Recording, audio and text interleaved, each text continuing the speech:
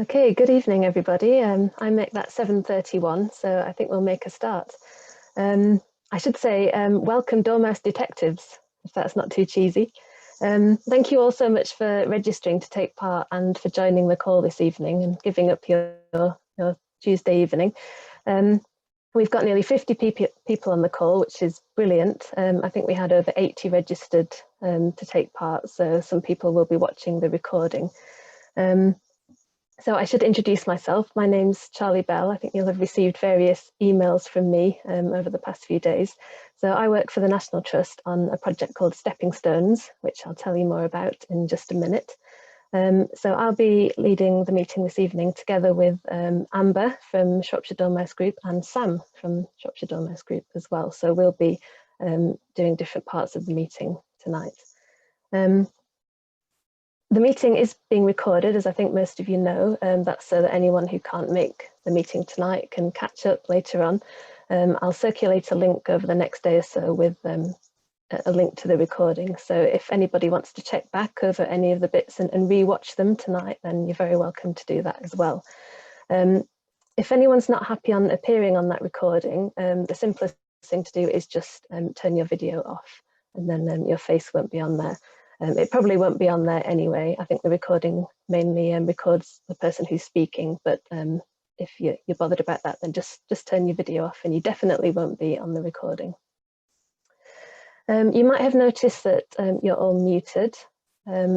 That's deliberate. With this number of people on the call, there's always a few people who might forget to mute, and then we get various background noises and feedback. So you're all muted. You do have the power to unmute yourselves. So if at any point you want to ask a question or say anything, then you can just unmute yourself to do that.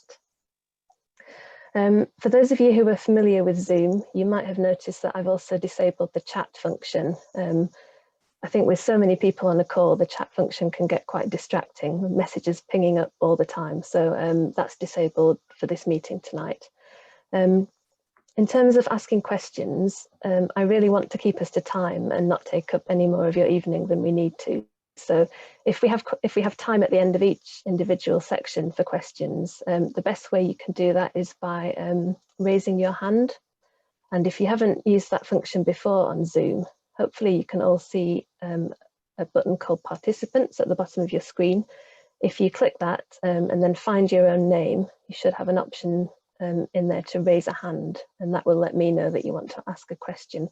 If you can remember to lower your hand in the same way after your question's been answered, that would be great. If we don't have time to cover questions as we go, there might be a bit of time at the end for general questions, or the best thing to do will just be to drop me an email. And I think you've all got my email. I'll share that again with you later. But I will compile any questions I get over the next day or so and circulate those with answers when I send out the survey pack to you all. So don't worry if you don't have a chance to ask a question tonight. Just make a note of it as we go along and drop me an email with that in. I don't know how familiar you all are with Zoom, but you have various options as to how you view the screen. Certainly if you're looking on a laptop or computer, you'll have some options in the top right called Speaker View or Gallery View. I suggest you all switch that to Speaker View. As I say, myself, Amber and Sam will be giving some presentations, and that will just let you see us a bit larger than you would if you have a view of everybody's faces, although it is nice to see everybody's faces. But yeah, I suggest you switch to Speaker View if possible. I think if you're viewing on a mobile or a tablet, it's already defaults to Speaker View. Okay, so the final thing to mention before we kick off is there's been a little bit of media interest about the Dormouse Detectives survey. Our regional press team have been working very hard to try and get some press interest. So really, we're looking for some media stars. I think that's the best way of putting it. If anybody would be interested in having their photo taken when you're out doing the survey and potentially even being filmed, although nothing's been firmed up in that regard yet. But if anyone would be interested in potentially being photographed or filmed for the media, then if you just drop me a separate email about that, and we can have a chat over the next day or so about that. But yeah, potentially very exciting. I think everyone's just desperate for some good news, and this is a really nice positive story. So yeah, that'd be great if we have some budding media stars out there. Okay, the first thing we're going to cover tonight is just a bit of background. So I'm going to talk for just 10 minutes or maybe a little bit less about why we decided to do the Dormouse survey and why we need it, and the wider context really. So I'm going to share a screen now, which hopefully will work.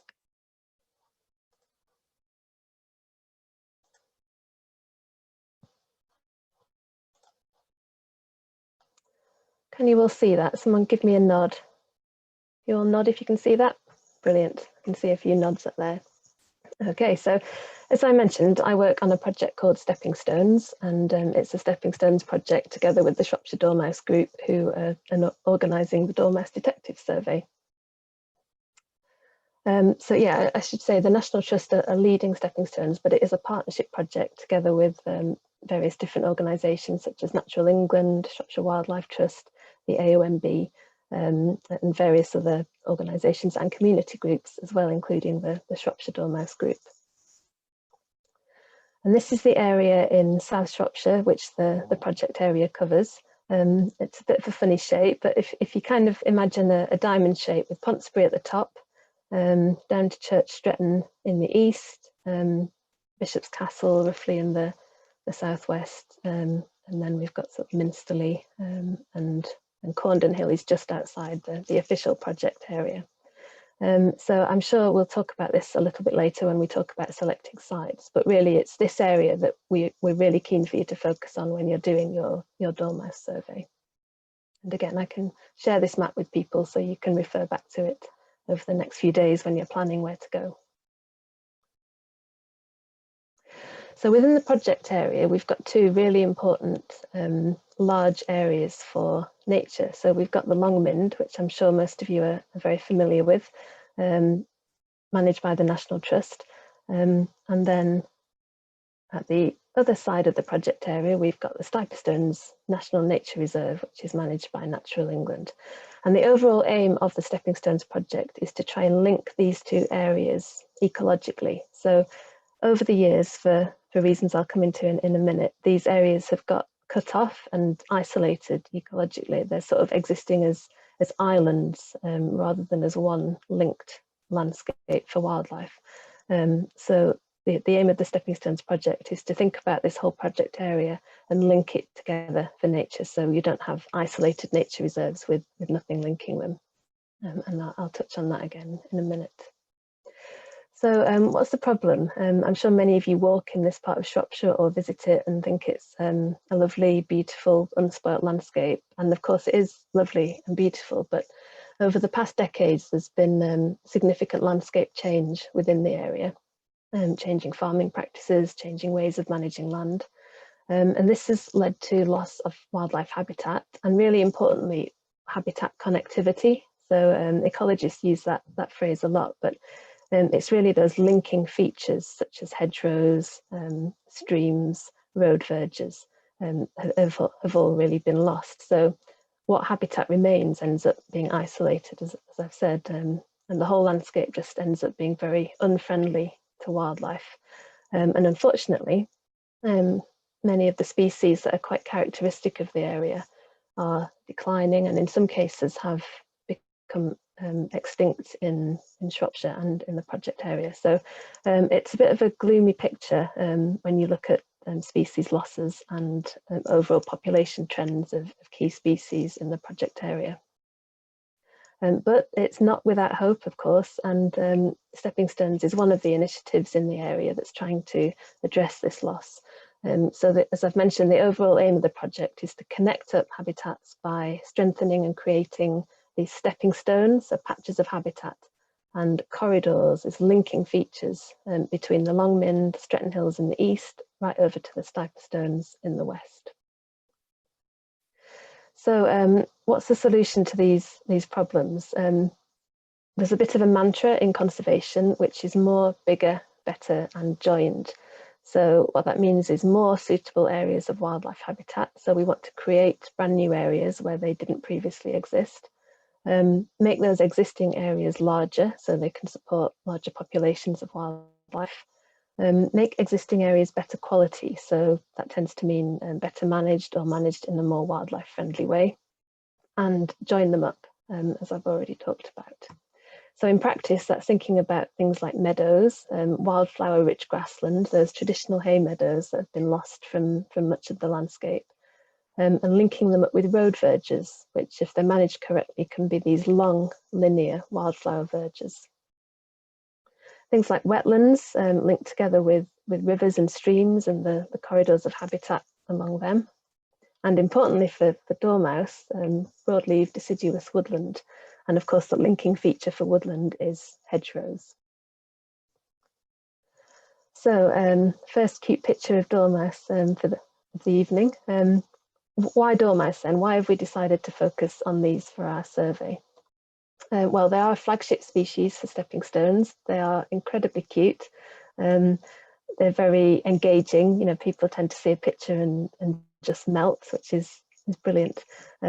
So yeah, they're a very engaging species, great for capturing the public imagination, as I think we can tell from the number of people who've signed up to do this survey. They rely on good quality and, importantly, connected habitat. So that's kind of traditionally managed woodlands, and I'm sure Amber and Sam might touch on that later on. They're a threatened species, so precipitous population declines over the last 20 years, a 50% decline in the total UK population. But of course, conservation work that benefits dormice will benefit many other species as well. So they're a great flagship, great umbrella species, really. This is a map of dormouse distribution within the project area. The darker the square, the more recent the record, basically. So you can see there's a few hotspots in the north of the project area, but then this big gap in the centre and the south of the project area. And it would be fantastic if we could identify maybe some new dormouse populations that we don't know about. If we zoom out, just for that wider context of dormice in Shropshire, that long linear feature here is Wenlock Edge, so that is a real stronghold for them. But again, you can see this big gap in the project area. Partly that's because some of that is upland areas, which are not suitable, but I'd love to think that there are some existing populations of dormice tucked away in the little patches of woodland and hedgerows within that area. And importantly, your survey results could really help us target conservation action for dormice. We're hoping to get some funding to carry on the Stepping Stones project next year. And if we get that funding, it does include a chunk of money to do habitat restoration on hedgerows and woodland. And we'd love to be able to do that in areas where existing dormice populations are, to either help safeguard those populations or potentially help link them with other nearby populations. So there's a real practical application of your survey results, which I think is fantastic. Okay, so I'm going to stop that screen share now. We've got about 1 minute for questions, so if anyone does have any questions, now is the time to raise your hand. Have a quick look.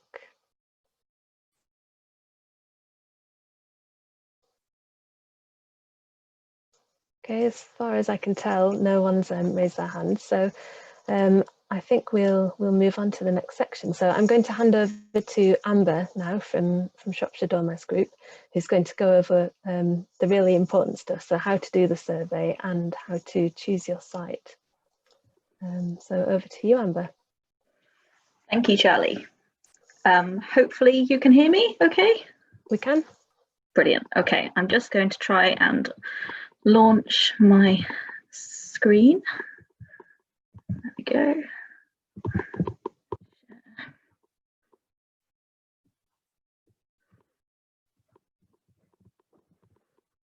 Oh. All right, a little slow there. Okay. Yeah, so I'm just going to go through a little bit with you guys how to actually carry out this dormouse, the Great Hazelnut Hunt, I've nicknamed it there, because it's a really helpful way to look for dormice. firstly, I thought we'd go through, well, why hazelnuts in particular. They're obviously, hence the name hazel dormouse, they're a really favoured food of the dormouse. And when you think about hazel dormice, they are arboreal, which means they live in the trees most of the time. They rarely come down to the ground, which is why connectivity is so key for them, and hedgerows and things like that.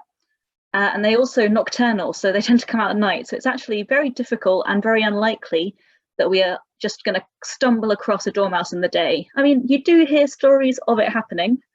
I think just recently, in fact, there was a wonderful picture circulating of a very chubby dormouse in someone's bird feeder, which was just very cute to see. But that's not generally the norm. You're not likely to see one just out in the wild. So finding these hazelnuts is a much easier way to see if you've got dormice in an area. You can't use dormouse nibbled nuts to say that they're definitely not in an area, as contrary to what some people might believe, you can get dormice in areas that don't have any hazel. So it's not a way of ruling them out, but if you find a definite nibbled nut that has been nibbled by a dormouse, that's a wonderful positive record for that site, which you can put in. And it's quite easy to tell because, as Sam will go through in a little bit, hazelnuts opened by dormice are open in a unique way, which lets us tell the difference. So during your survey, first of all, obviously, we want you to try and identify your survey area. Now, this is going to be completely up to you, but one of the main things, it's very important to make sure you've got permission, especially if you're accessing private land. Make sure you definitely have landowner permission before you access. It could be an area of woodland nearby to you, one that you walk in all the time, or it could be somewhere completely new to you. It might be that you get out an OS map, have a little look on there, identify a piece of woodland you think would be good, have a little look for footpaths, rights of way, access routes, things that will give you access to your woodland. OS maps are really good for that. I know not everyone might have an OS map, but you could have a little look online. If anyone's not aware of it, if you do a Google search for magic maps, you can access for free loads of the OS mapping as well. It will be online, obviously, but you can generate maps to print off as well. So that's a really useful resource if anyone's not sure where to get a map from. If you just Google magic maps, it will come up for you. So that's where I got this one behind here. So you can see Ponsbury here, and you can nicely see Earl's Hill there with all its footpaths going round. Hedgerows as well. So unfortunately, they're not really something that's going to show up in a map. So it definitely is going to be more likely due to your local knowledge of an area or just walking around an area. You are more likely to know where hedgerows are. But as Charlie was saying, connectivity is so important for dormice. So we would really like to have hedgerows surveyed as well. And if you get a really good quality hedgerow, one that's really sort of wide and thick, lots of different species in there, it can definitely support dormouse populations themselves, as well as acting as a way of connecting habitats, so connecting different woodlands for them.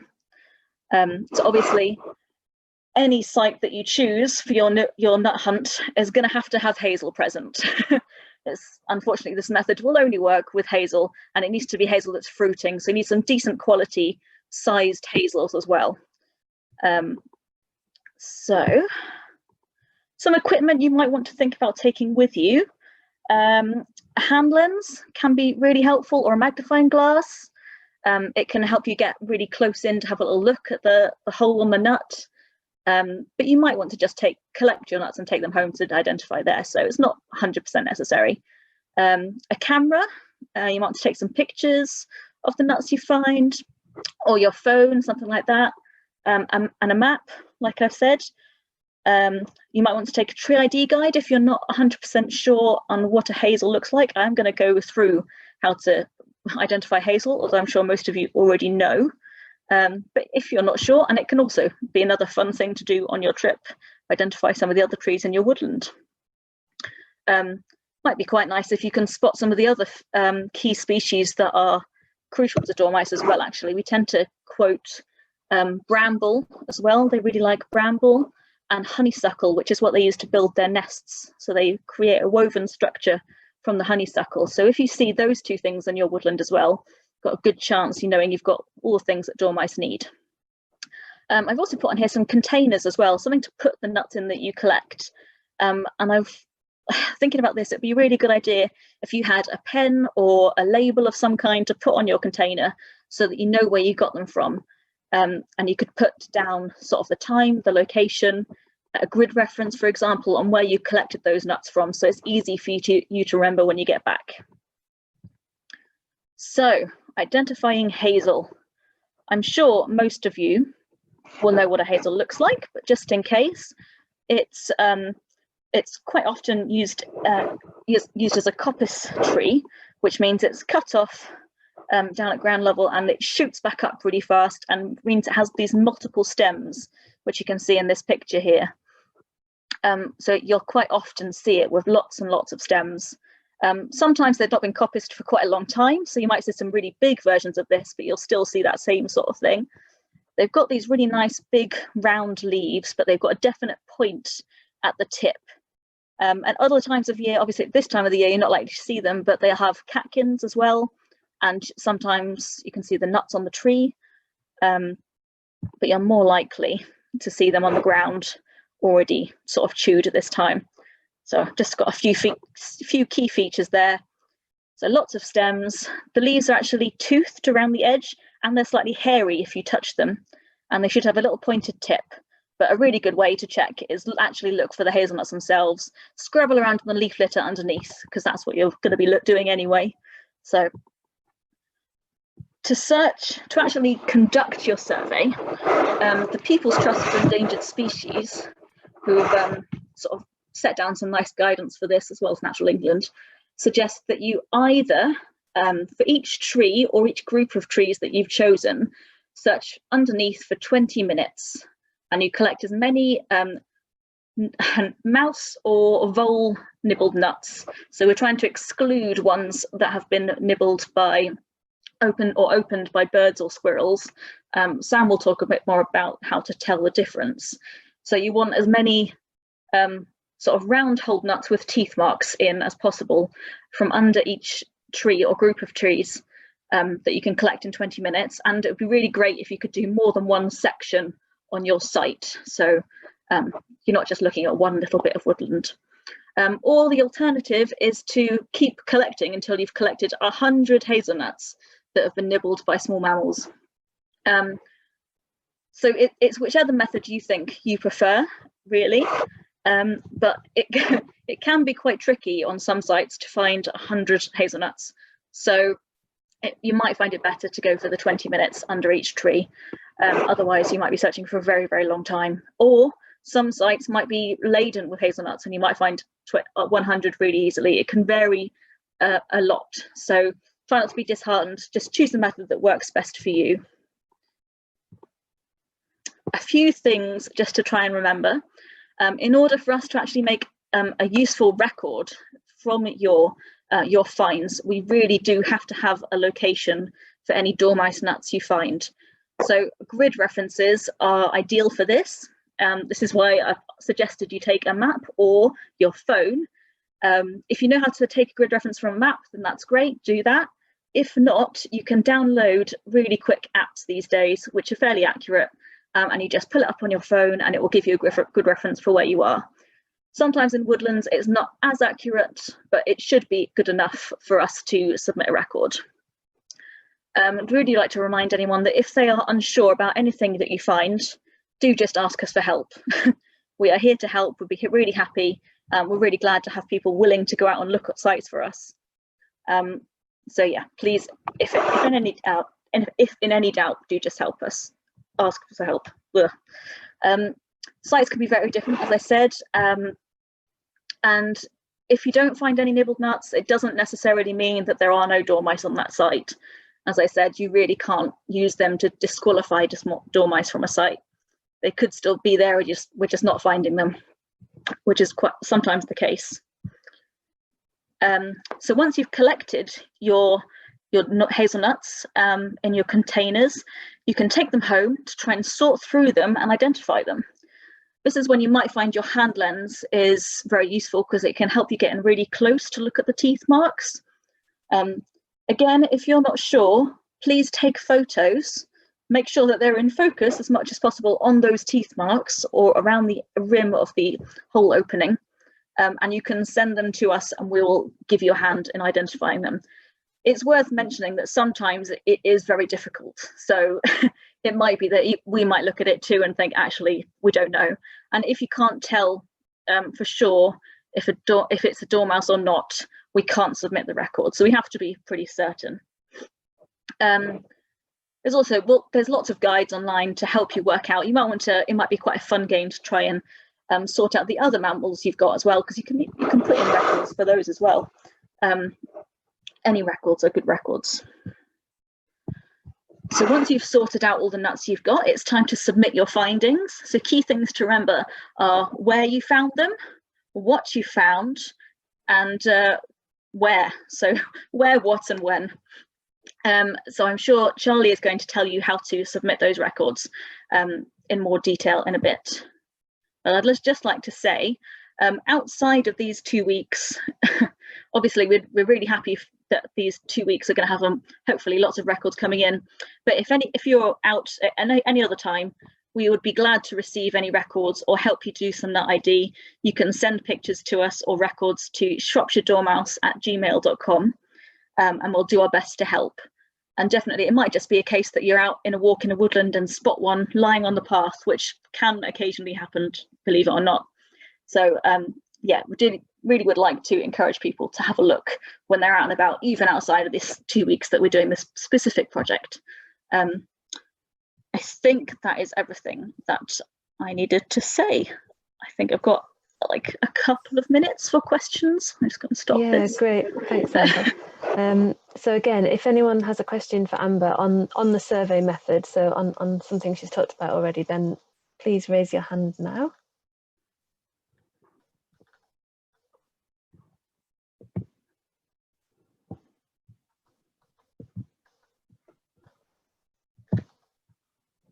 Oh, yeah, we have a question from Patrick Cosgrove. So Patrick, if you just unmute yourself and ask your question, thanks. Can you hear me? Can you hear me? Yeah. Yes. Yeah. Okay, yes. Hello there. I'll be looking just outside your area, a little bit south. I don't know whether you know Brunedian Wood in Chapel Lawn. It's between Clun and Bucknell. Now, if I find any evidence, although you're concentrating on your particular area, because I'm near it, do you want to know that? Yes. Absolutely. Yes, please. Okay. Yes. Yeah. The project area is obviously relatively fixed, but there can be a bit of flexibility, and we need to know where as many dormouse populations are as possible, because that'll have applications outside the project as well. So yes, please. And that goes for anyone else. If you prefer, for whatever reason, to do your survey outside the project area, then you know, that's by far better than not doing the survey at all. So, and the records you keep, I mean, you obviously keep a database for your stepping stones area, but do they go into whatever is the definitive database for the UK as well? Does it feed into that? Yeah, we will be doing that, won't we, Amber? Yeah, it'll go first to the Shropshire Mammal Group and the Shropshire Environmental Data Network, which is the equivalent of the Record Centre for Shropshire, and then from then to the National Biodiversity Network. So yes, it will be going to county-wide and national databases. Yeah, thank you very much. Thanks, Patrick. We've got another question from Sally. Hi there. It's just about how many hazelnuts are around this year. I know last year there were masses. This year I'm hardly seeing any at all. It seems to be the acorns that are prolific this year, but very well, I don't think I've seen any hazelnuts just on the lanes this year yet. So just wondering if anybody's got any comment on that. I know what you mean. Last year it was very prolific, just really easy to find them. It might mean that it's slightly more difficult to find them this year, but there are some about. I have seen some. Okay, good. It's looking for those nice big hazel trees to start with that are definitely going to be producing fruit, is a key thing to look for. And then it might be, especially because all the leaves have now dropped, so you might have to brush all those leaves away to actually find the nuts underneath. But you should still be able to find some, hopefully. Okay, thanks very much. Thank you. And Siobhan, have you got a question as well?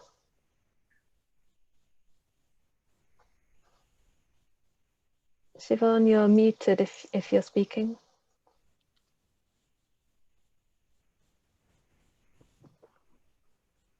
No, okay. I think Joe's got a question. Joe Penfold. Yeah, hopefully you can hear me. Yes, we can. Yeah, is it okay? Ideally, are you looking for new sites, or is it okay to resurvey a site that has been surveyed by Shropshire Dormouse Group already? And secondly, if it's a particularly big site that might benefit from more than one person surveying it, is that a possibility? Is that is that a good way to get a more comprehensive survey on high quality sites? Hi Joe, yes.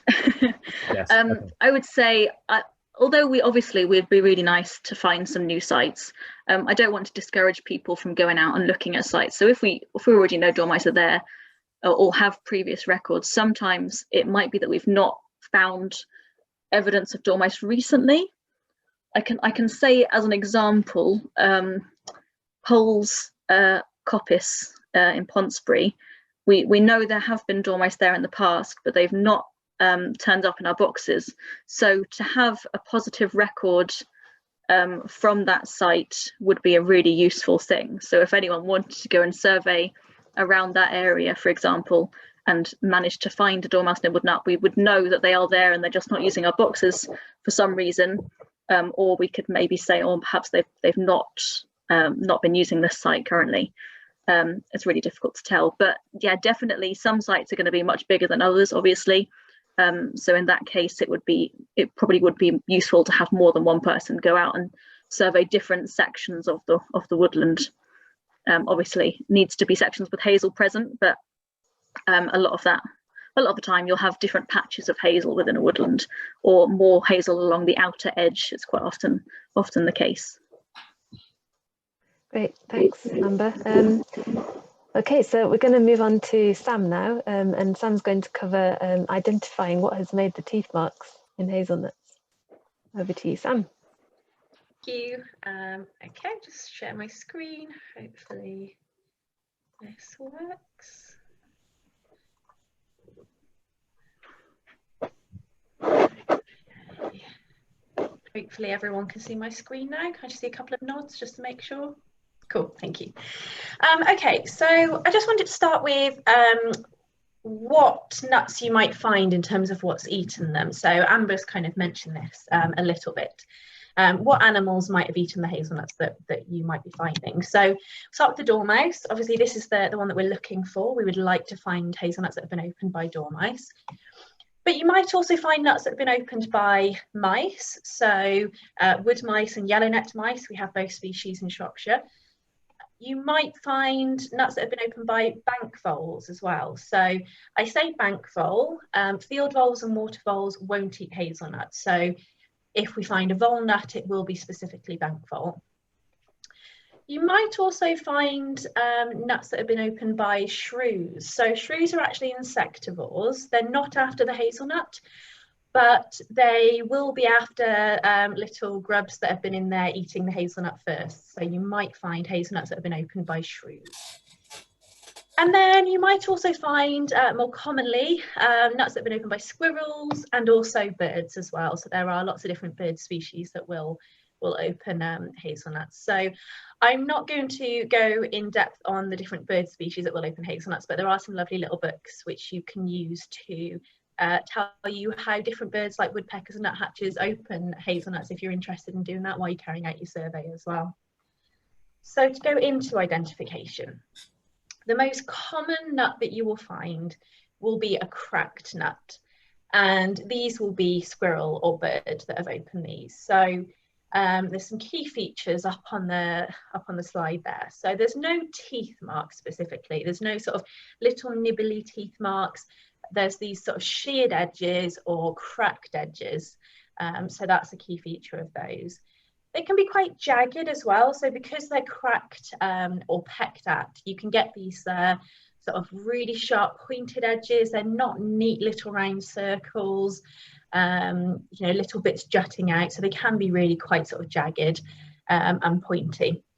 So you will find a lot of these, and when you are doing your nut hunt, you disregard these. So in Amber's methodology, she said that for one of them you could choose to find 100 nibbled nuts that have been opened by anything other than squirrel or bird. So if you were to do 100 and include these, you wouldn't find much else. So yeah, just discard them.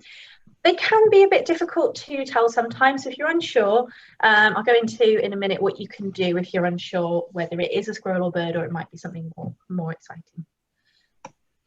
So shrew nibbled nuts, these are one of my favourites. As I mentioned, they're not opening the nutshell to get to the nut inside. They're after insectivores. So, sorry, they're after insects. So a key feature is that the hole will be very, very small. So you can see from that there's no way that you could get hazelnut out of that. They tend to find the hole where a grub or something is burrowed into the nut, and they tend to sort of suck out the grub that's inside. So you do get some teeth scrapings on there. They tend to be all in one direction and parallel, because they tend to just hold the nut and they're almost sort of sucking and scraping their teeth on it while they try and get out the juicy food that's inside. So they tend not to hold the nut and twist it or nibble round or anything, so you don't really get teeth marks everywhere. You just get this sort of parallel chomping.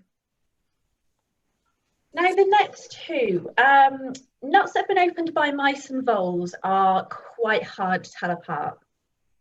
A key feature of them both is that you will get, and I keep using this word nibbly teeth marks, very technical, on the inner rim. So you can see this with a hand lens. What I find really useful is just to get my thumbnail and run it along the inner rim, and usually you can feel the indentation of the teeth mark, so you can tell if it's a mouse or a vole that's opened it, because you can feel this sort of you know, your nail running along that.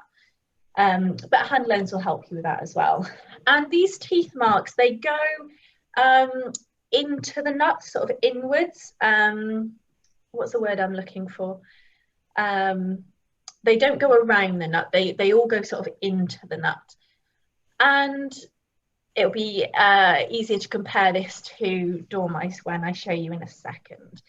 But a key thing for mice is that they're very, very, very messy. So usually for mouse nibbled nuts, when you put your thumb over the hole, you can still see teeth marks everywhere. So you're covering the inner rim, you're covering the inner teeth marks, but you can see all these messy teeth marks around the outside.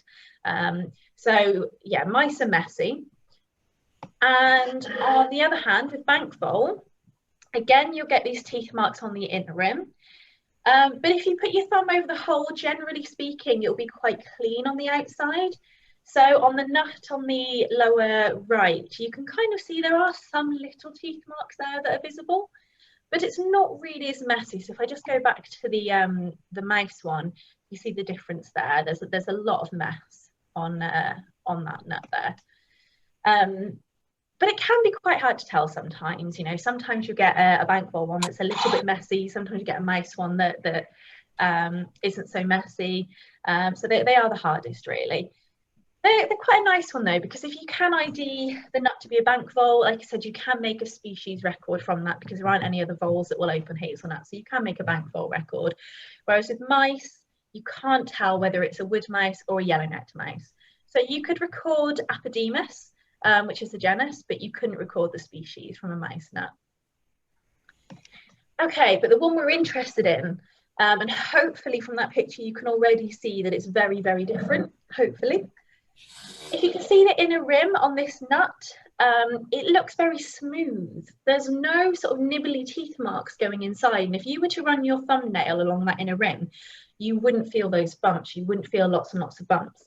And at the same time, it's clearly not cracked. So it's not smooth from being cracked like the squirrel or bird ones.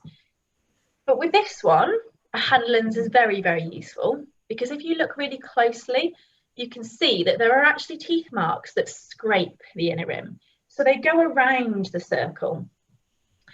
And the reason for this is because dormice open hazelnuts in a very distinctive way. They use their teeth a little bit like an ice cream scoop.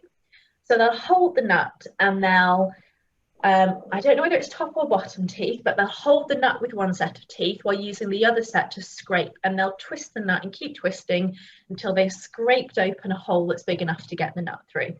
So you do get this very sort of circular, really nice smooth opening. And around the outer rim, it can be quite messy, but these teeth marks are from holding the nut. So whereas with a mouse opened nut, it's very, very messy because they're just nibbling away, they're chomping and chomping. With dormice, the teeth marks on the outer rim are just the teeth that are holding it.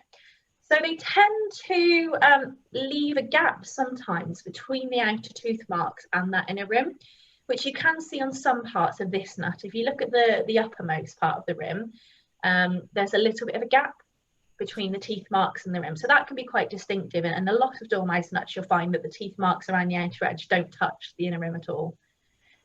And they can also go in one direction. So I don't know if it's always clockwise or always anti-clockwise or a mix. Maybe it depends on whether the dormouse is left or right-handed.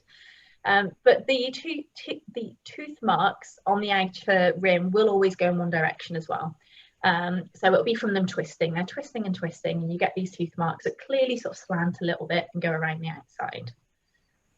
So hopefully you can see from that nut, like I said, that it's very, very different. However, it's not always that easy. So we had a question just before from someone saying that haven't seen many hazelnuts around this year. And even if the hazel hasn't really fruited that much this year in some areas, you might still find hazelnuts from last year. However, they can be a bit degraded by now. So it's worth looking and seeing if you can find older hazelnuts as well. But remembering that once they start to degrade a little bit, it can get quite hard to distinguish what's going on with the nut. And often when they start to degrade, the grain shows on the outer rim and it can look like tooth marks. So that can get really confusing sometimes. And again, hand lens, very, very important to get in and say, is this just the grain of the nut I can see, or is it actual tooth marks? You do also get some, sometimes you'll get a bird has pecked open a nut or a squirrel has chomped it open in a very circular way. So you can see this sort of really smooth circular opening and think, that's got to be dormouse. But again, just sort of note whether there's any tooth marks on the outer rim. So if there's no tooth marks, it can't be a dormouse nut. Yeah, it can be quite hard sometimes. So you don't always get the perfect examples. And as Amber said, it's really important that records aren't made if you're not sure. So although we'd love as many dormouse records as possible, if we get a record from somewhere like, oh yeah, dormice are present, that might mean that we then invest a lot of time and money in putting up nest boxes in an area, and we then monitor them for years, and it might be that there just aren't dormice there. So yeah, really important that you're absolutely sure.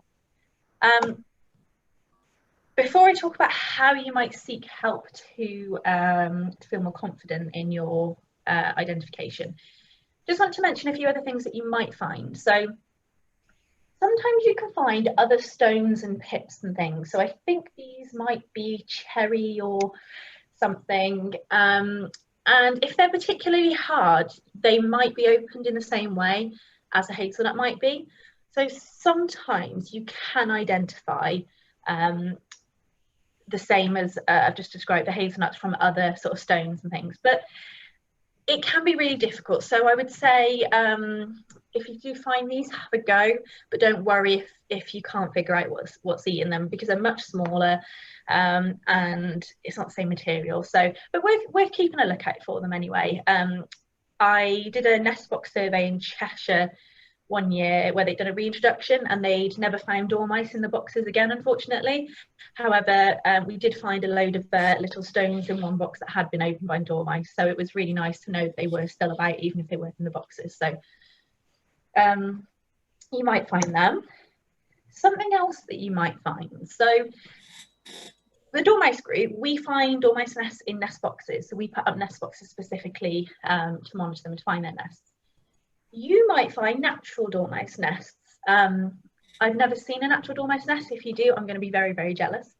But a dormouse nest, as Amber described, they're typically made on the left. You've got this ball. It's a gorgeous woven structure made from honeysuckle. So they strip pieces of honeysuckle bark and they weave them together and make a really, really beautiful sort of structure.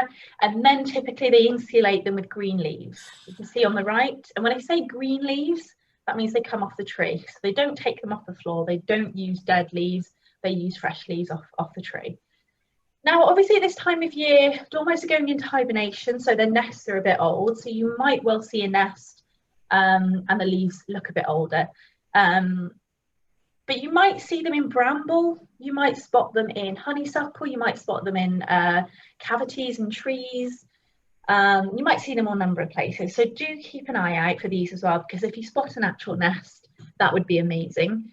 But do remember not to touch it or disturb it in any way. So it is an offence to disturb dormouse nests, their resting places. So perhaps get a photograph of it, definitely get a good reference. That would be really, really exciting.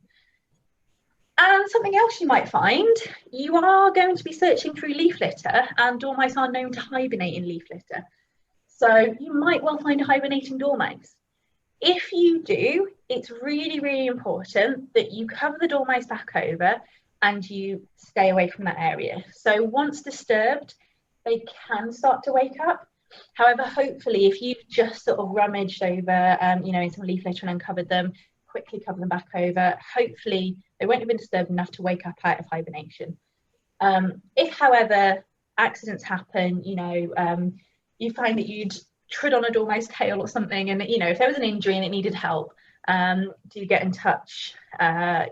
We'll leave our email address and maybe there'll be a number in the survey pack. So very, very unlikely to happen, but it's just worth mentioning that you might find hibernating dormice, so just be aware of that. Okay, so sorry, just running over a little bit, but just so what do you do, because this can be quite difficult to ID nibbled nuts. What do you do if you're not sure? So there are a few things. This presentation is being recorded, and I believe it will be on YouTube or something. So, and also on Shropshire Dormouse Group's YouTube channel, we do have nibbled nut ID training, which is essentially what you're experiencing now. So you can go on YouTube and you can watch videos again and again, try and get your head around the different features. You can have a go at that. We do also have a PDF of these photos with the notes as well, so we can send that out with the survey pack. So you can use that to refer to when you're out in the field or when you're at home looking through the nibbled nuts. You can join our Facebook group. So this is probably one of the best options. Our Facebook group is quite active. Usually if people post things, you get a response quite quickly. So you could post a photo of a nibbled nut, just say, do people think this is close? You know, that would be absolutely fine. And you can also send us an email. So more than happy to receive emails with photos of nibbled nuts. As Amber said, if you can get them as in focus as possible so we can look at the teeth marks, that would be brilliant. So our email address is there and it will be in the survey pack as well. So I think that is everything from me right now. Double check. Yeah. Yep, so back to Charlie, I think. Great, thanks, Sam. So if anyone's got any questions about any of that, if you just want to stick your hand up. Joe, I don't know if your hand's still up from before or if that's a new question, but if it's new, then fire away.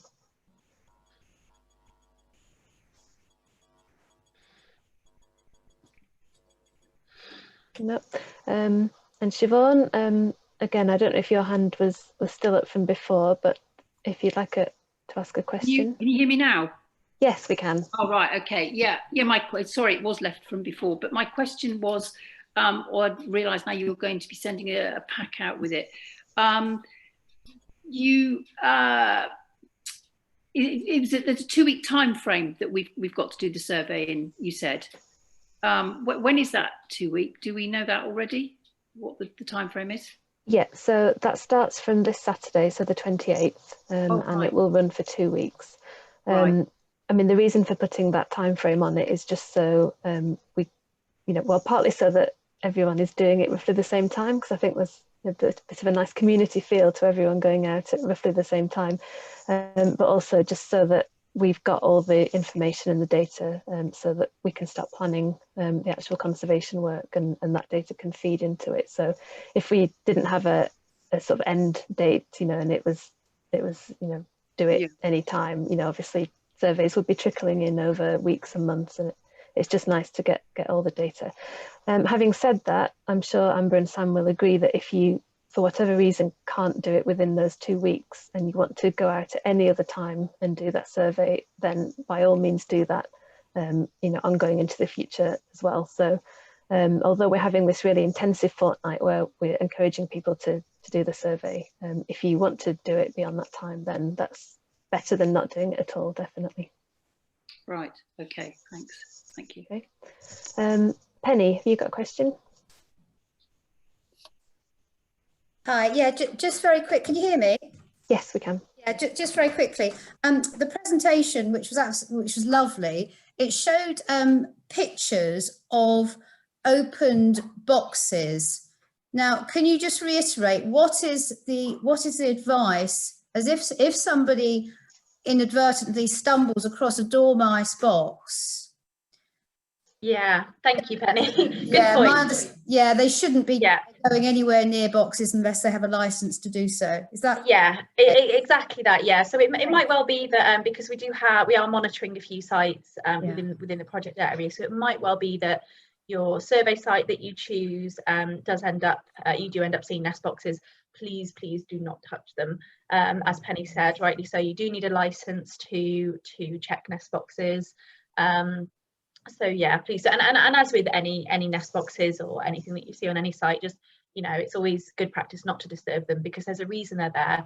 There are people collecting data, and you could disrupt that. So yes, please don't look in nest boxes.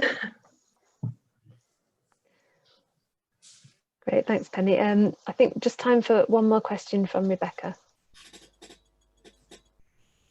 Hi, thanks.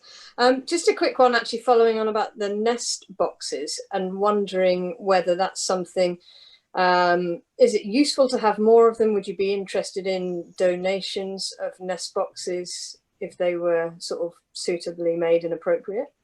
Yes, please. Yeah, we're always. I'll talk a little bit more at the end about what we do and things like that. But we're always looking for more sites to set up. Within capacity anyway, because there's only so many licensed people, etc. But we do have, the PTS have produced a really wonderful specification for making a nest box. So if that's something that you're interested in doing and in making some, you could send us an email and ask for that spec, and I can send that to you. And then yeah, that would be amazing. Absolutely. I said we're always after nest boxes and places to put them. Be brilliant. Thanks very much. Cheers. Great, thank you. So back to Amber now, I think, for a quiz. Yes. Okay, so now I hope you're paying attention. I'm going to try and test your knowledge. So the way I'd like to do this, hopefully, is if you're able to and you'd like to play along, just grab a piece of paper and a pen, and I'm going to show you some pictures of nibbled nuts. And then I would like you to tell me what you think nibbled them. So I'll just give people a little bit of time to grab something. And as anything, it's just a bit of fun, so don't worry too much if you're unsure. And you're only going to be marking your own answers at the end, so there's going to be trusting you all not to cheat. And when we go back through the answers, I might ask, although I'm not quite sure how to do it on here, I'm not sure if I'll be able to see people, but I might ask if people have any suggestions on why they think it is that particular nut.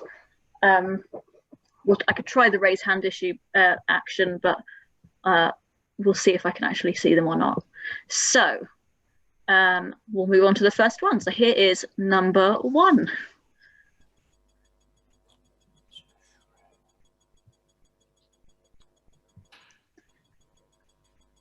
And then hopefully that's enough time. We're going to move on to number 2.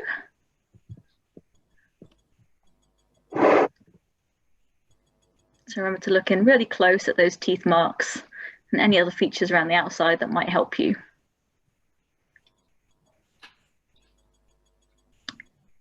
And number 3.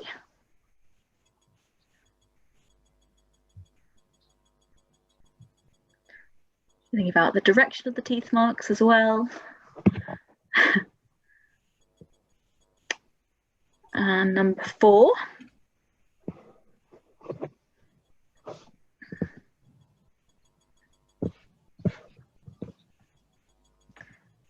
I know you haven't got a thumb to stick over the edge, but if you imagine a thumb covering it over, that might help you on some of these.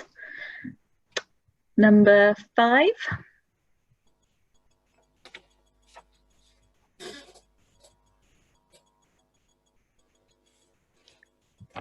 Number 6.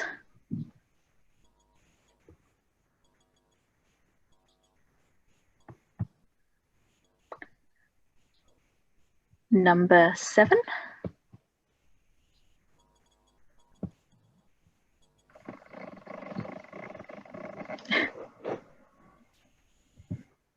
Number 8.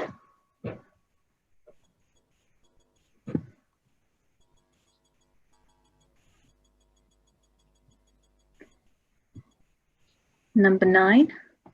Oh, I realise that photo is a little bit blurry, but hopefully you can still see enough to maybe get who this might have been nibbled by. But if not, don't worry. Number 10. Well, shows it can be quite difficult to photograph the nut so it shows those teeth markings clearly. So it's one of those things that any photographers might like to practice. 11.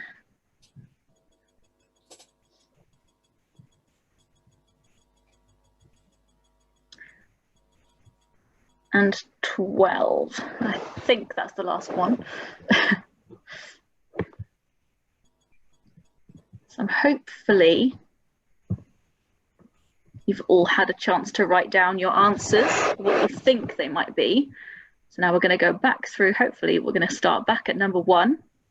Does anyone have a suggestion, want to raise their hand? I suggest people maybe just shout out because we're going to be going quite quickly. Yeah, we could unmute. So that might be easier. Yeah. So unmute and shout out, I guess, if anyone thinks they know the answer. Rue. Yeah. So as you can see, the hole is much too small to actually remove the nuts.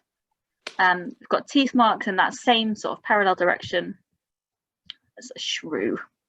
Well done. So number 2. Anyone want to shout out the answer? Dormouse, yeah. Dormouse. Yeah. I was hoping nobody got this right. So you can see that there's that gap there around some of the edge between the outer teeth marks and the inner teeth marks. It's got that nice, it has got those definite teeth marks around the edge, and it's got those teeth marks around the inner rim as well. So there's a dormouse nibbled nut. Anyone have a guess this one? Vole. Yeah, this one is bank vole. So you can see those nibbly teeth marks going inwards, mostly on the inner rim, so it's quite tidy. If you covered that with your thumb, you probably wouldn't see many of those teeth marks, so it's much less messy. That is a bank vole. So you could send that in as a definitive record of bank vole. So what about this one? Mouse. It is. So you can see it's really messy at the top there. Loads of those nibbly teeth marks on the inner and outer rim. So they're sort of all over the place, really messy. That is a mouse. We can't say which species of mouse, but we can narrow it down. What about this one? Squirrel? Yeah, so squirrel or bird. These can be quite tricky to tell, but you can see it's got a few of those angular points where it's been sheared off, slightly jagged on its edges, and it's not got any teeth marks visible. So if there's anything that you think looks like teeth marks, it's actually just the grain of the nut itself. So there's actually no nibble marks on there. So it's squirrel or bird. This one, I think this one is quite tricky, but what do people think? This one's mean. This one is mean. I think it's last year's nuts, and you can't tell. Yes. It's degraded. It is slightly degraded. So I would most likely say that this was squirrel or bird. If you look down at the bottom rim there, you can't see any teeth marks. So it's pretty, it's kind of sheared. You've got a couple of angular edges. At the top there, it almost looked like there's some nibbled marks, but I think that's just where it started to degrade. So yeah, you just discard this one basically. Number 7. Dormouse. Dormouse. Good, all at once, very good. Dormouse. Number 8. Shrew. Yep, this is another shrew one. True. They're very distinctive, the shrew ones. I like finding those. They're really nice. The slightly out of focus one. Anyone wanted to guess? Mouse. Vole. Vole. Would probably say bank vole for this one. So if you look around the outer edge, it's actually quite tidy. It's quite a big hole on this one. Nearly half the nut has been nibbled out. I don't know why it needed to be so big, but there we go. Number 10. Anyone? Dormouse? It is a dormouse. Yeah. So I know it's a little bit further away. It's more difficult to see. It's not got as many teeth marks around the outside, but there are some there. And you can see it's quite smooth on that inner edge. So that one is a dormouse as well. This one is quite tricky. I had to have a little discussion with Sam before. She might change her mind now. Anyone want to say what they think this one might be? Bank vole. Yeah, so we thought this probably bank vole. It's a slightly more messy bank vole rather than a neat mouse, I think. So yeah, probably would say that was bank vole. Hopefully Sam's still agreeing with that. Yes. Silent. Yeah. And then finally got one here, slightly darker picture. Yes. Mouse. Yes, so that's a mouse. So that's got loads of teeth marks all over the outside, really quite messy. So it's a mouse one. So hopefully you've all got 12 out of 12. No, it's just a good way. If you see more and more pictures, you can get it more into your head and go over who's nibbled which nuts, basically. So thank you for all taking part. I'm going to try and close this. Oh, that's just a reminder to say that it's not always that easy. It's not always easy. So don't be disheartened if you're not sure. Okay. Oh. I will. I've lost how to stop. I'm going to pass back to Charlie now, I think. Yeah, thanks, Amber. I think you're still sharing your screen. Oh, it says it's full stop share. There we go. Thank you. There we go. Brilliant. Thank you. Okay, so I'm just very briefly going to talk about how to submit your survey results. As Amber's already mentioned, you'll be sent a survey pack in the next couple of days, and that will include everything that you'll need to do the survey. So there'll be a survey form, which you can either print out yourself, take out into the field with you when you're doing a survey, or you can scribble things down in a notebook and then transfer that onto the form. But the form will have all the bits of information that we need to make a record that Amber's already mentioned. So things like the location and the date, and also your name as well, because we need to be able to attribute those records to someone, ideally. And there'll also be recaps on the survey method, the nut ID, and all sorts of contact information as well. So everything you'll need will be sent out in that survey pack.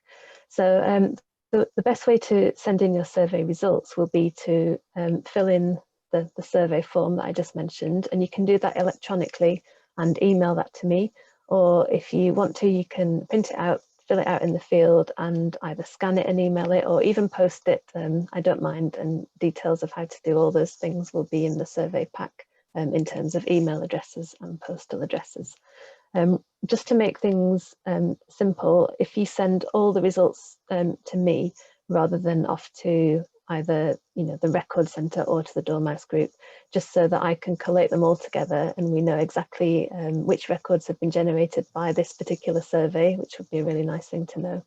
And I can sort of also help just put them in a format that's of most use to the Dormouse Group and to the conservation work that we're planning.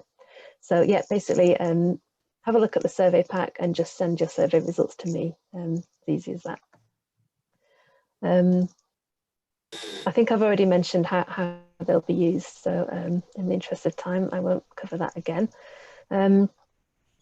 What I do need to cover, though, unfortunately, is a bit of a risk assessment. We've gone over an hour without anyone mentioning the C word, but unfortunately, it's time for a mention of COVID, unfortunately.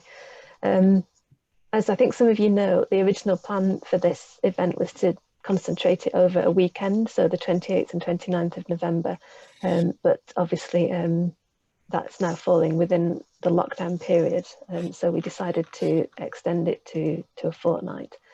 I'm not going to labour the point. We've all heard enough of COVID guidelines to last a lifetime, I'm sure, but obviously just to reiterate that any COVID guidelines and restrictions must be adhered to at all times. So if you live locally and you want to do the survey as part of your daily exercise during lockdown period, then feel free to do that. Obviously, please stick to your household groups or bubbles, or a socially distanced group of 2 people from 2 different households, as you would, be sort of following anyway. So just basically stick to the lockdown rules if you're doing the survey within lockdown. If you're undertaking the survey outside of lockdown, obviously things are changing quite rapidly. I don't think we know yet what tiers we're going to be in, so just keep an eye on that. And again, it's just a case of following any relevant guidelines under the new tiered system. So please conduct the survey as locally as possible. That might not be possible for everybody, but basically we're asking you not to make an unnecessary journey during lockdown to complete the survey. And obviously we're sort of going to be doing all the training and any help that you need over the next few days and weeks when you're doing the survey. We'll be doing all that remotely rather than meeting up with many of you face to face. So that's the COVID bit ticked off now. We can forget about that for a minute. I do just need to mention a few other things to do with safety. Obviously you're deciding when you go and where you go, and you'll be responsible for your own safety, but there's just a few things to consider. It's basically anything you would normally be thinking about when you're going outside at this time of year. So appropriate clothing, footwear, just be aware of where you're walking, especially in a woodland. There can be quite a few trip hazards there, especially when you're getting down rooting around in the leaf litter as well. Gloves are a really good idea. You're never quite sure what might be lurking in the leaf litter. Sam mentioned finding a hibernating dormouse. Unfortunately, there can be a few nastier things in there, so potentially bits of broken glass or dog poo or anything like that. So gloves are a very good idea, as of course is hand sanitizer. I'm sure we all just carry hand sanitizer everywhere at the moment, but obviously just bear that in mind when you've been rooting around in the leaf litter. Also, if you are getting down on your hands and knees and looking around on the ground for the hazelnuts, just be aware of sort of branches and stems at eye poking level. It can be really easy to get distracted by looking at what you're seeing on the ground and sort of miss the thing that's about to poke you in the eye. So just something to be aware of there. And the other thing, if you're going out to do the survey on your own, again, just common sense things, just make sure someone knows where you're going, when you're going, and how long you're likely to be. So yeah, I'm not going to labour that anymore. I'm sure you're all sensible and just will be using your common sense anyway. Okay, so I think we're nicely ahead of time. So I'm going to hand back to Sam now, who's going to talk a little bit about Shropshire Dormouse Group and maybe even encourage a few of you to join, fingers crossed. Thank you. Let's just share my screen again. Okay, hopefully everyone can see that. Okay, so yeah, just to sort of say a little bit about Shropshire Dormouse Group, we're all volunteers. So there are, I think, 9 of us now on the Shropshire Dormouse Group committee, and we have an ever-growing mailing list as well and group of volunteers. But yes, we are all volunteers. We've been we've been monitoring dormice for about 5 years now. So what that means is we collect data on dormice and we submit this to the People's Trust for Endangered Species. That then contributes to national data. So the PTS then can produce graphs showing trends. And this essentially is how we know that dormice have declined by 50% since the year 2000. It's because of monitoring dormice. So that's kind of the key reason that we began in Shropshire. And so that's kind of one of the biggest parts of what we do. But the other biggest part, which is kind of growing, is habitat management. So I'm not going to go too much, talk too much about the ecology of dormice. If you're interested in learning more and you haven't already attended a dormice ecology session, we've got a few talks on our YouTube channel. There's also one on the FSC BioLinks YouTube channel as well, called Dozy Dormice in Decline, I think. And that's got a lot about dormice ecology. But essentially, sort of lack of appropriate habitat management is a really key factor in the decline of dormice. So we don't just want to monitor dormice and watch them decline. As Charlie said, with the data that will be collected from this survey and with the monitoring data that we get, we want to use that to try and improve habitat for dormice. So we want to at least try and halt the decline locally if we can, and possibly even improve population status. So more and more we're carrying out habitat management work. So if you're interested in getting involved with either of those two things, you can send us an email and ask to be added to the mailing list. So we have a general mailing list, which if you request to go on either one, you'll go on that one. So we send out events and any important info. But then we also have a trainees mailing list if you want to come out and monitor. You do need a license to monitor dormice on your own. So most of the people that come out with us doing that are training for their license so that they can then go out and set up a nest box site and monitor dormice. And that's how we'll hopefully grow and cover more and more sites in the county. And then the other mailing list is the habitat management one. So if you're more sort of hands-on and you're wanting to get out with hand tools and things, then yeah, we can add you to that one if you'd like to get involved. Yeah, we also do a few other things. So we outside of COVID, we try and deliver a lot of talks and trainings and things. So we have delivered sort of 2-day training sessions. Again, if you're wanting to train for your license or if you're just interested, we try and deliver talks to, say, local branches of wildlife trusts or different organisations that might want to hear about dormice. We also are in touch with a lot of landowners, whether that be sort of organisations like the Wildlife Trust or the council, but also private landowners. So if there's anyone that is a landowner that has a bit of woodland or a nice hedgerow and you'd like to know, now you know how to identify the nuts, you might find a dormice one, and you'd like to know what you can do to kind of help dormice populations on your land, then do get in touch so we can offer advice. Our habitat management coordinator, Aaron, has just put together a nice little bit of an A4 page of guidance for landowners, so we can send that out as well. Yeah, I think that's all I want to say. Apart from, if you are on Facebook, do join our Facebook group because it is really nice. You know, there's a lot of photos, and we do like to share updates as well. So when we go out monitoring, this year especially, because we haven't been able to take people out with us, we've just been sharing updates, lots of cute photos of dormice. So if you want cute photos, do come and join us there. Yeah, I think that's all I've got to say for now. I don't know whether there's any time for questions or anything. Sorry, can I just add real quick, Sam? Yes. For the Facebook group, there's a few questions that it asks you. Please do answer those when you're asking to join so that we know kind of a bit more about you. It helps us sort of weed out people just joining for no reason. So if you could just answer those questions for us, even if it's a really short answer, that'd be really helpful. Thank you. Great, thank you. So just quickly on what happens next. So in the next day or two, can't promise it'll be tomorrow, but it will definitely before the end of the week. You'll get an email which will have the survey pack, so various different documents attached to that, which you can either look at electronically or print out yourself if you are able to do that. It will also have various contact details in for myself and for Sam and Amber at the Dormouse Group, and links as well to some of the recordings that Sam's mentioned and extra guidance that is available online. And there will also be a link to the recording of this evening's talk. I don't think it will be on YouTube. That was the original plan, but I think Zoom records it and stores it on its own online system. So it will be a link to watch it online on sort of Zoom system rather than on YouTube. But hopefully it's as easy as just clicking the link and there'll be a password to enter, and then you'll be able to watch the recording of tonight. So fingers crossed. It's the first time I've tried this. So yeah, fingers crossed that all works out.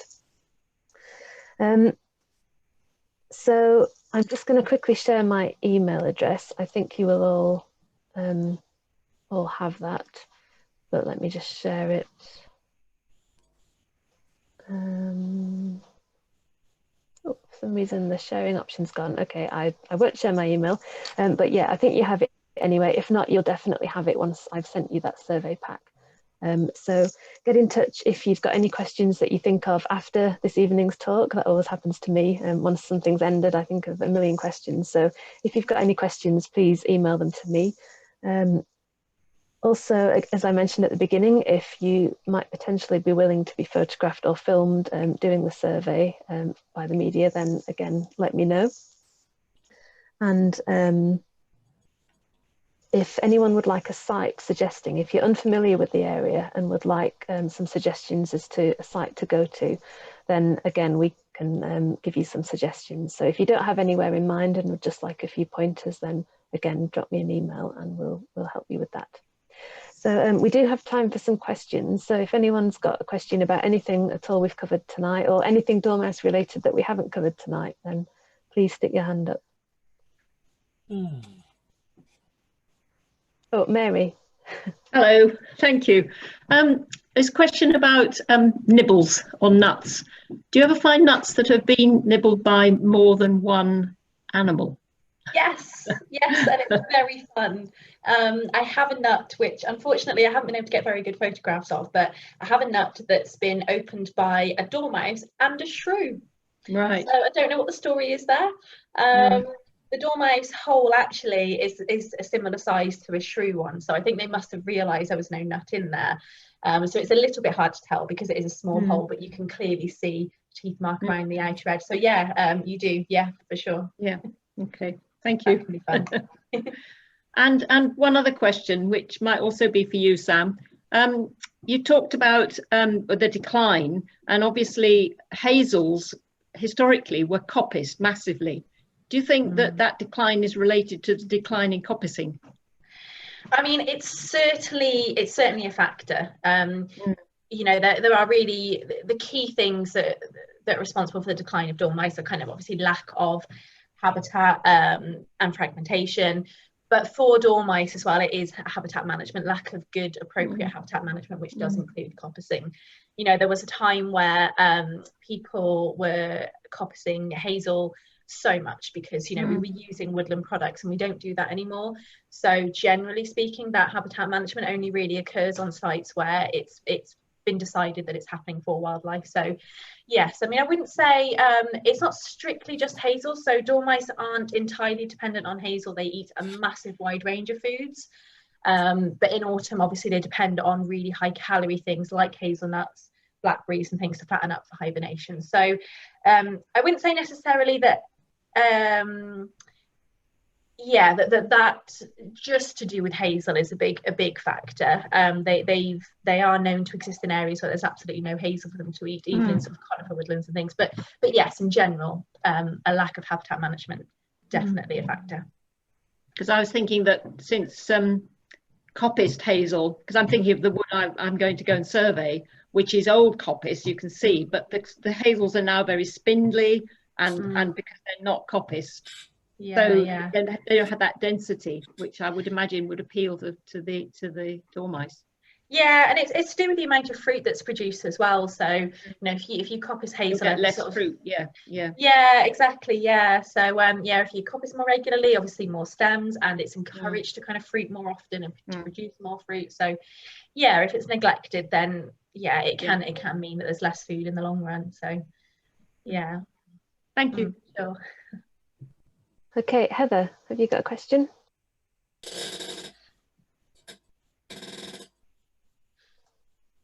Heather, you're still muted if you're asking a question.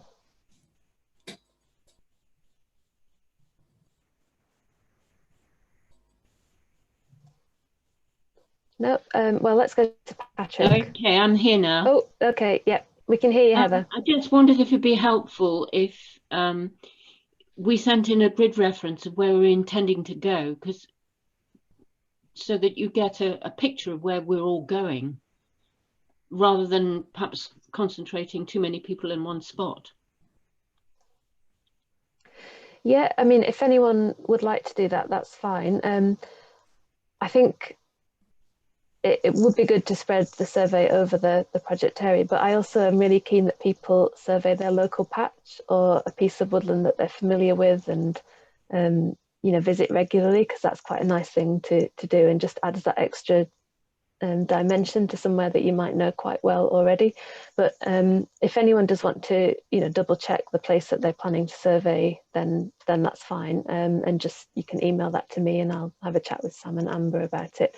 But I would encourage you to just, you know, go where you want to go, that this is supposed to be fun as well. And, you know, you're all doing it in your own time. So whilst it would be great to get a good spread of surveys, I think the most important thing is just go somewhere that you want to go, basically, and survey. Thank you. Thanks, Heather. Patrick. Yeah, unmute. Can you hear me? Yes, we can. Good, good.